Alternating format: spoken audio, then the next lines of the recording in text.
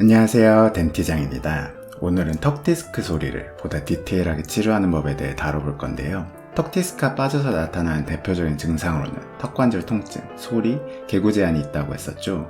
일반적으로 통증이 없는 턱관절 소리는 치료가 필요하지 않습니다. 따라서 환자분이 소리 자체를 불편한 증상을 여기지 않는다면 소리가 나는 이유에 대해 이해시키고 턱관절 증상을 악화시키지 않도록 생활습관 관리 정도만 교육시키면 되는 거고요.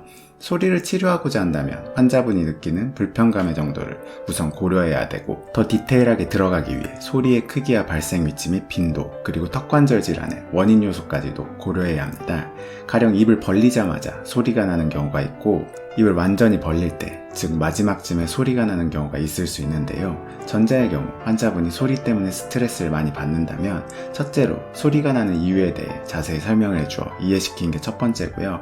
둘째로 턱관절 소리를 줄이기 위한 방법, 그리고 없어지지 않을 수 있다는 한계점을 설명하고, 그럼에도 치료를 원한다면 치료에 들어가는 것이죠. 마찬가지로 식사할 때마다 근처에 있는 사람들이 들릴 정도로 소리가 자주 난다면 역시 적극적인 치료를 생각해 볼 수 있는 거고요. 통증 또는 간헐적 과도 걸림 없이 소리만 있는 경우는 일반적으로 디스크 질환이 진행되진 않지만 턱관절 장의 원인 요소를 많이 갖고 있다면 증상이 악화될 가능성이 있어 주의가 필요합니다. 예컨대 이갈이가 심한데 턱관절 소리가 동반된다면 스플린트 치료를 통해서 턱관절 소리도 줄이고 턱관절 질환이 더 진행되는 걸 미리 막을 수 있는 거죠. 하지만 장치를 낀다고 무조건 소리가 주는 건 아니고요.